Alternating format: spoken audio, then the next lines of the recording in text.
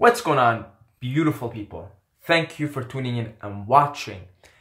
I appreciate your appreciation of my videos, and I love every single one of you guys. And I want to talk about a concept that I've been thinking about lately. The mushroom.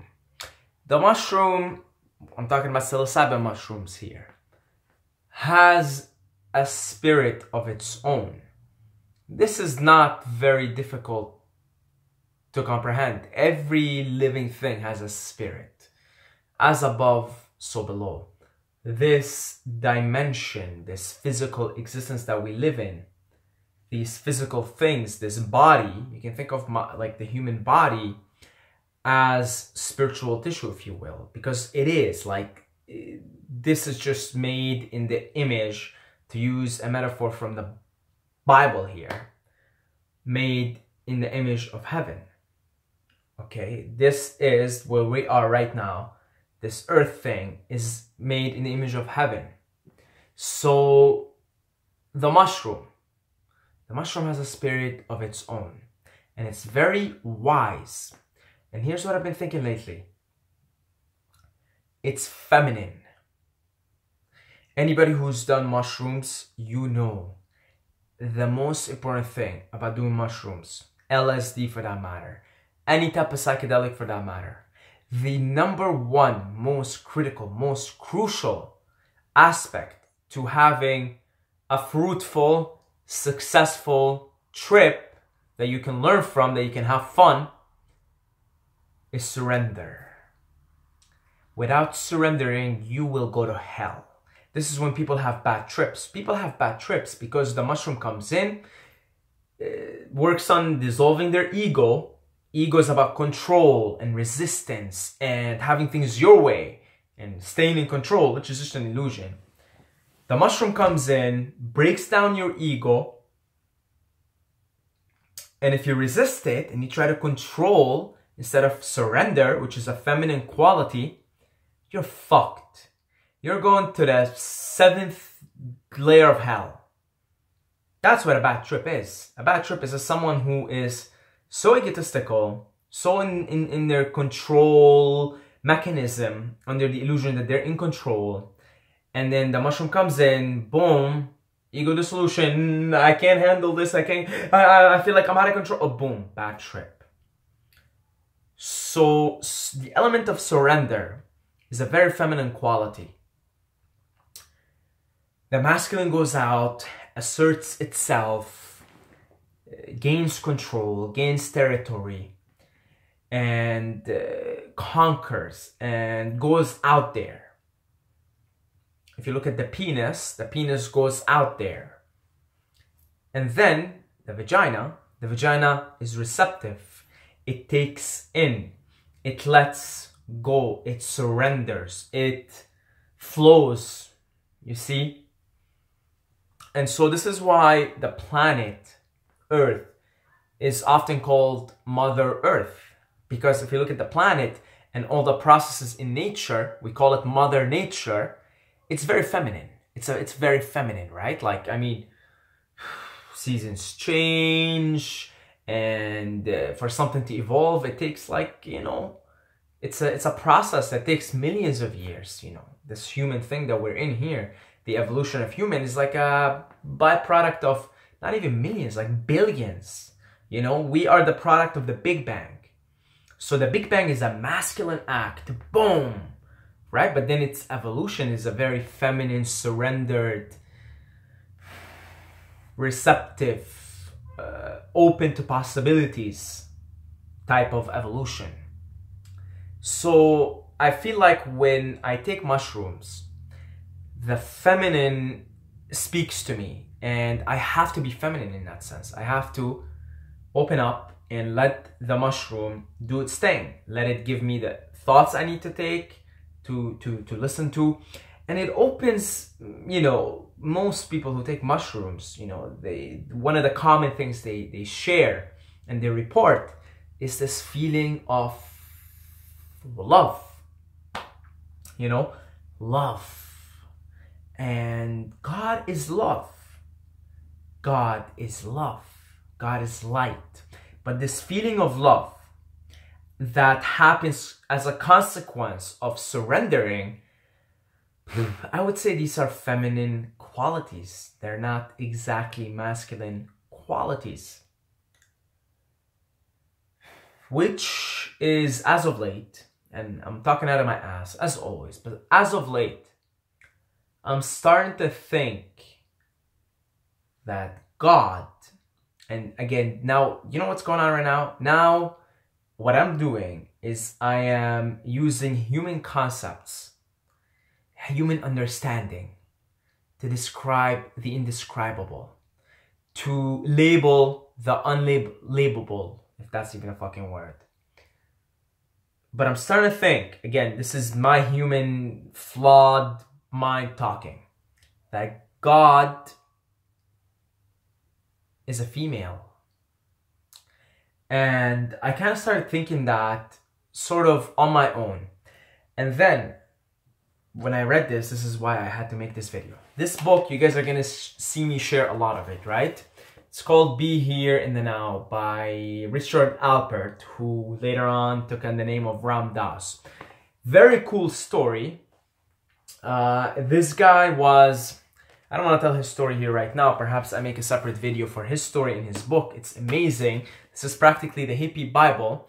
He wrote this basically while high on LSD, right? Like he did a shit ton of LSD, and it's very colorful and it's got lots of words, and it is mind-boggling. And I kind of started reading the book. The way you go through it, it's not like a reading.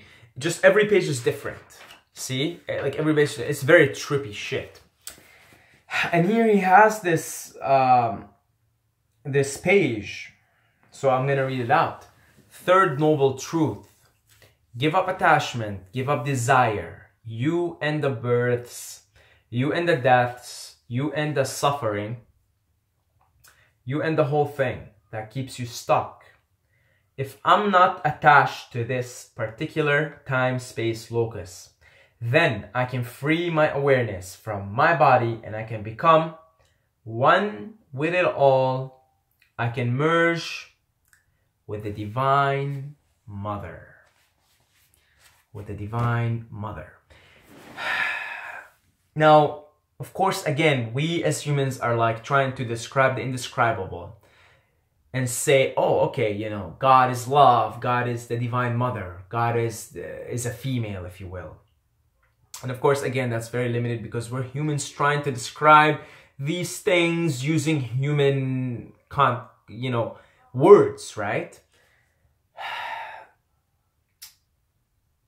But here's the thing. Every time I do mushrooms, I get on my knees and I start like kissing the earth and hugging the trees, you know. And I remember in one of my trips, I made a video on it. You know, I just had like an encounter with my mom and it was very emotional. We just left and I had like lots of tears. So I was crying because I missed her. And then after crying for like 45 minutes, I look around me. I was on like 5 grams. I look around me and I'm like, everybody's got 2 mothers. You got your biological mother and you got Mother Earth. And Mother Earth takes care of us all and gives us everything. And now I'm thinking there may be a 3rd mother, which is the Divine Mother, which is the mother, which is basically the God figure, this thing that we call light, that we call love, that we call consciousness, that this might be our mother. Now, in the Bible, in Judaism, in Islam, God is portrayed as this, you know, male, masculine, dominant, assertive figure. And if you look at the way this game that we're in here, there's masculine and feminine, and there's like a very delicate balance between them. Darkness and light, you know. Male, female, man, woman. It's everywhere. Dichotomy, it's everywhere. Duality. But I also think that this is just the way the simulation is. And I think once you find your way back to this thing we feel, we feel through meditation, we feel through yoga, we feel through contemplation, we feel through psychedelics. In order to feel this thing and feel its presence and let it take over you, let the Tao, the way, be one with you. You'll be one with the Tao, with the way. The most important ingredient is to surrender and relax. And those are very feminine qualities. So what I'm thinking, if I want to experience myself at my full, most authentic self and express the Tao as the Tao wants me to express it, then I need to be more female, or feminine, not female, feminine, right? Female is just, we use female to say this woman, this mammal is female, right? No, feminine and masculine is different than female and male. Female tend to have more feminine energy, males tend to have more masculine energy. But when we talk feminine, masculine, it's not a gender thing we're talking about here. It's not a gender thing. So I'm thinking, if I want to tune in with this force, and if I want to feel it and experience it and let it illuminate me, then I have to surrender and I have to relax. And these are feminine qualities, which, now using my masculine logical mind, which is, very limited, leads me to think that God is a divine mother. That God is, I don't want to say a female, but made up of some sort of feminine essence. And it cares, when the Bible and Jesus says, I know I'm quoting Jesus in the Bible again, but I have to say, I am not a Jesus head. I am not Christian. I'm taking wisdom from everything, and I love Jesus. Jesus got a lot of wisdom. When Jesus says God takes care of his children, now he's using masculine, right? But if you just take a look at the description of God, even in the Bible, even in Islam, even in Judaism, where God is a masculine figure, if you look at the description of God, you'll see that God is like this caring and surrender, like Jesus says, always surrender to God, be like children again. It seems to me that God, is more motherly than fatherly. It seems like it looks at us as children and cares for us, cares for our well-being. And I don't know, this is all bullshit. I think I'm just probably talking out of my ass here. I like being a man. I like having this thing do its thing in a masculine way. Even if this whole thing that simulated and created this thing is, some sort of a feminine thing, but it created the masculine element. And whenever we express ourselves, so I know I have like a lot of masculine energy, way more than feminine. And I like it. I like being a man. I like masculinity. I like doing manly shit. It is how the Tao, how this God thing, it likes to express itself through me. At this particular moment, I like to assert myself in the world, build this channel, go out there, right? Very independent in my thinking and in the way I assert myself in the world. But I'm thinking that from a higher perspective, even my true essence, which is love, is more of a feminine thing. And perhaps this is why the simulator, the God thing, this God thing we're talking about. And again, words are really, they can't do much because you're trying to describe the indescribable. This is a feeling and experience. But if we're saying God is love, maybe that's why the simulator, God, this loving thing that may be more female or more feminine than masculine, gave the females the task of giving birth. Not the males, the females. Which is a very loving, caring, ego-dissolving act. This is why women are connected to love more than men. Like men, 100% tend to be more selfish than women. Now, of course, there are men that are, you know, more selfless and more caring and giving than some women. But I'm saying the tendency, it's just because it's biology, right? A woman has to give birth. She has to give birth. So her biology tunes her into that frequency of caring and giving. Whereas with us, we don't give a fuck. You know, we don't give a fuck. Like, we ain't got nothing, man. You know, we ain't got nothing. You can just fucking knock up a chick and be on your way, right? We don't really have too much responsibility, or we don't feel like we're responsible to give. Whereas the woman is biologically designed to give birth to something out of her vagina, okay? And so by virtue of that, by virtue of biology, by virtue of being wired to give birth, she's more close to love. She's more close to caring. She's more close to giving, which is what God is. And so women are closer to God. Now, of course, some of you guys will watch this and say, well, fucking Saeed, are you like some kind of a feminist or some shit? You know, what's going on here? You know, what the fuck's wrong with you? Actually, no. I think all of it is fucking stupid, to be honest. All this feminism, all this McDowell, men gone their own way. I think it's all creating separation. All of it. No, men are not better than women. Women are not better than men. We're just all manifestations of the Tao. The thing. This thing. And here's the thing. I believe in reincarnation. And so reincarnation means we've all been all this shit. We've all been women. We've all been men. We've all been old. We've all been young. We've all been all of this. All of it. We've all been all of it. Okay? So think about that for a second. Nobody's better than nobody here. Okay? Nobody's better than nobody. And I preach oneness. I don't give a fuck about all these things.